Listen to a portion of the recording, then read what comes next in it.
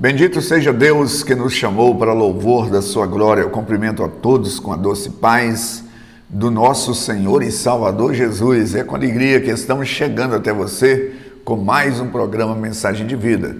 Eu estou hoje para pensar com você sobre um assunto: colocando Deus de bico fechado. Mas antes da nossa meditação sobre este tema, eu gostaria de deixar um convite para você. Todas as terças-feiras nós reunimos em oração às 19h30. Na quarta-feira também em oração às 15 horas.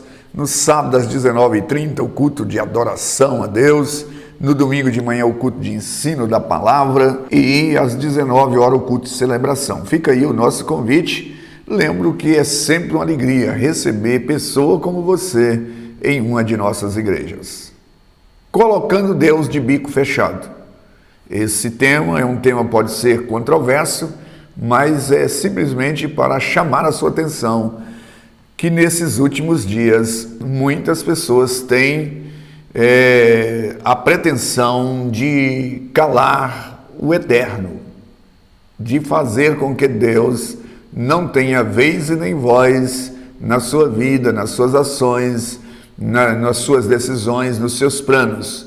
Ou seja, Deus está do lado de fora de tudo que é o seu planejamento de vida.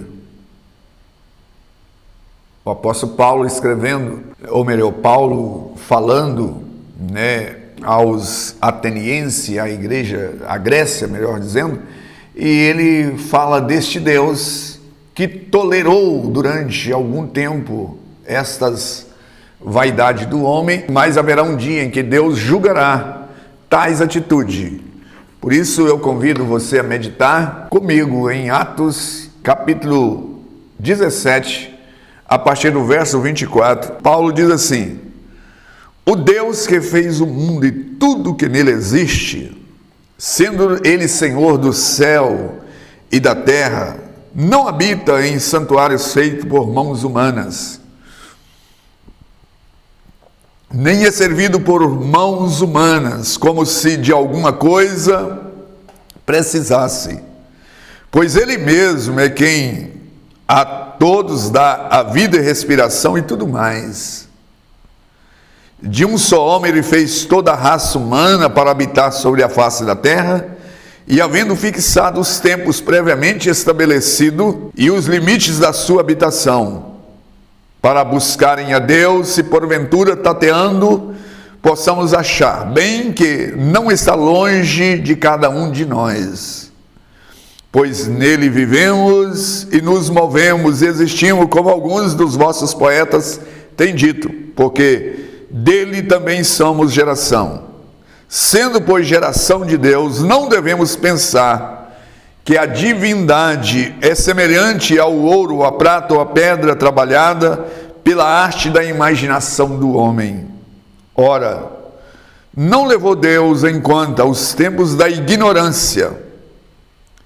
Agora, porém, notifica aos homens que todos em toda parte se arrependam, porque estabeleceu um dia em que há de julgar o mundo com justiça, por meio de um varão que destinou, acreditando diante de todos, ressuscitando dentre os mortos. E esse varão aqui é o Senhor Jesus.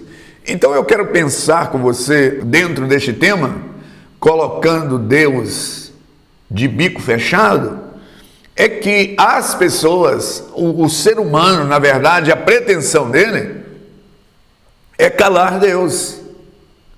E tudo aquilo que Deus fala não tem valor em absolutamente nada, nenhum valor. Vale aquilo que os homens dizem.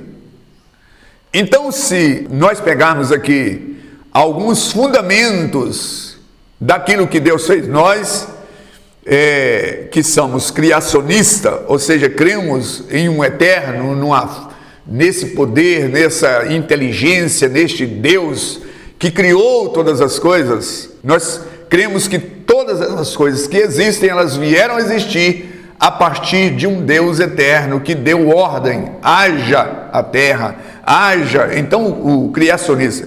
Mas os evolucionistas, aqueles que acreditam, na evolução, que tudo que existe foi obra do acaso, eles contrariam. Eles não aceitam isso. Na palavra de Deus, Gênesis 1, 27, nós vamos ler o seguinte: criou Deus, pois o homem, a sua imagem, a imagem de Deus criou homem e mulher os criou. Criou homem e mulher, macho e fêmea. Mas a ideologia de gênero, o que defende?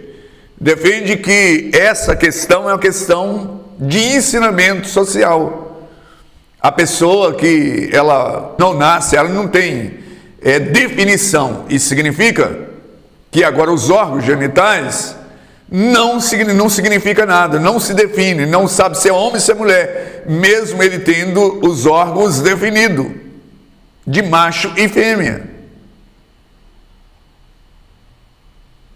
Ou seja, aquilo que a palavra de Deus diz, e aquilo que a própria natureza diz, não representa nada. Cale-se Deus, amordaça-se Deus.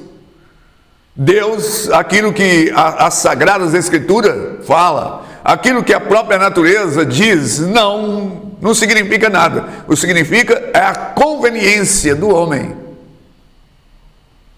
Outro aspecto interessante sobre isso, que eu quero pensar com você, sobre a queda do homem. A Bíblia diz que Deus criou o homem reto, mas o homem se enveredou pelo pecado.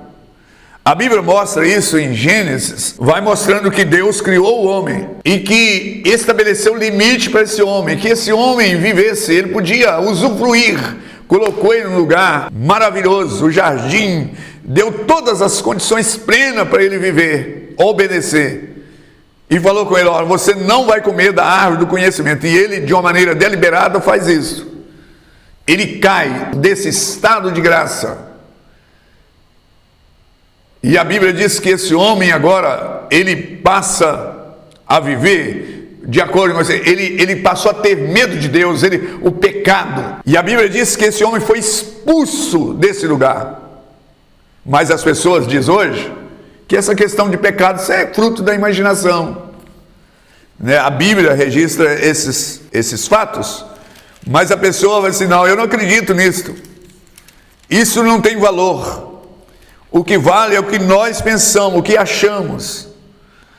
A Bíblia diz que o Senhor Deus, por isso, lançou fora do jardim do Éden, a fim de lavrar a terra que fora tomada. Então Deus expulsou o homem daquele lugar.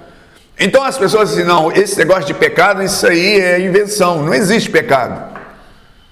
Não existe, isso é uma questão que a pessoa cria essa culpa, cria esse medo. Deus não falou isso, um pai não falou isso.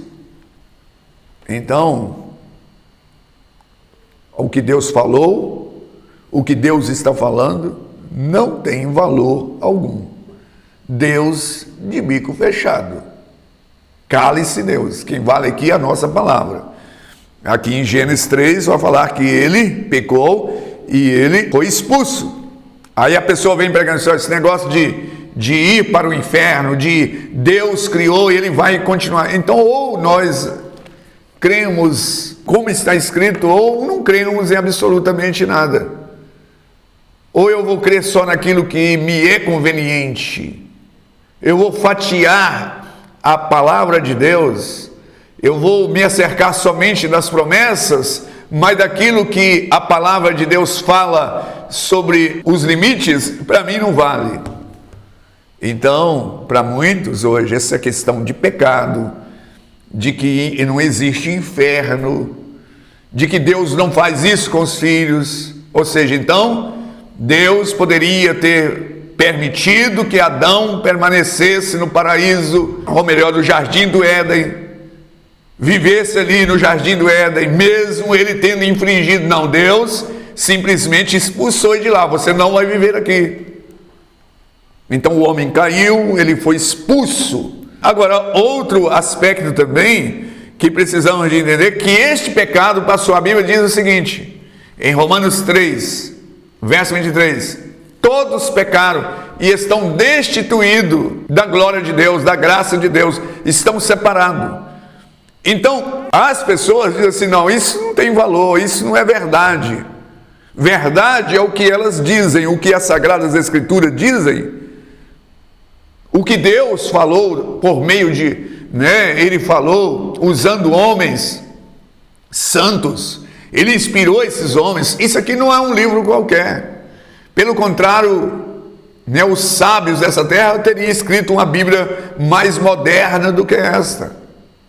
A pessoa, por mais sábia que ela seja, ela escreve um livro hoje, daqui uns 5 a 10 anos ele já está ultrapassado, retrógrado, obsoleto, não vale nada. Mas a Bíblia continua moderna, falando ao coração, transformando vida, porque isso aqui não é um livro qualquer. Homens, mas foi homem que escreveu. É claro, homens que escreveram, mas foram homens inspirados por Deus. E muitas pessoas dizem assim, não, o papel aceita tudo. E aceita mesmo. Aceita até as balelas que as pessoas colocam. Agora, esse livro é um livro sagrado que foi escrito por homens inspirados. Então, quando pensamos nessas verdades, que o homem quer, da parte do evolucionismo, do relativismo, do humanismo, ele faz segundo a sua conveniência. E a negação dessas verdades é colocar Deus de bico fechado. Olha, o que vale mesmo é a nossa capacidade. O que vale mesmo é a nossa inteligência. O que vale mesmo é o que nós dizemos. O que Deus fala, que Deus coisa nenhuma. Que Deus coisa alguma, eu não acredito nisso.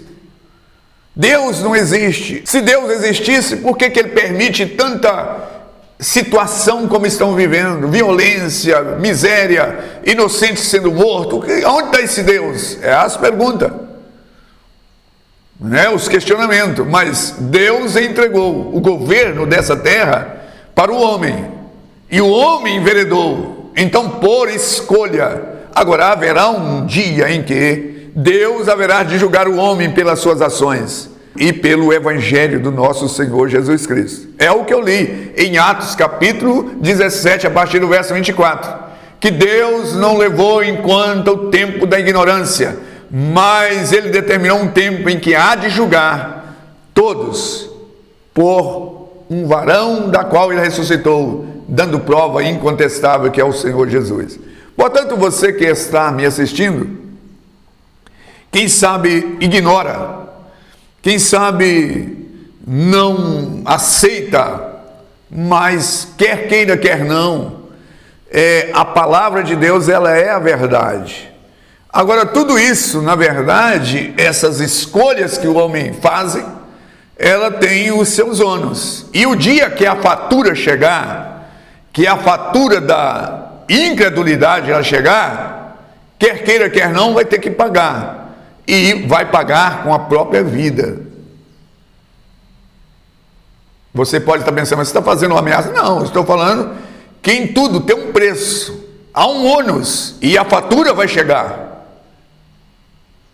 E pode ser que ela chegue hoje para você, pode ser que ela chegue amanhã, mas ela vai chegar, a fatura da desobediência, de querer colocar Deus de bico fechado. Não, aqui Deus não fala, quem fala aqui é eu, versus eu, e etc, etc. Mas eu desafio a você a pensar sobre a palavra de Deus, dar crédito para a palavra de Deus, porque Deus um dia haverá de julgar, embora Ele não levou enquanto o tempo da ignorância, ou seja, antes de você conhecer estas verdades, da qual é acessível a todos nós, em pleno século 21. Pai bendito e Senhor, pedimos que o Senhor nos dê a sua graça e que o Senhor fala ao nosso coração. O Senhor é ouvido e desejado. Nós amamos ouvir a tua voz, amamos a tua presença e queremos o Senhor junto de nós e perto, e não somente isso, mas nos guiando para que nós possamos estar junto de ti na eternidade. É a minha oração a ti em Cristo Jesus.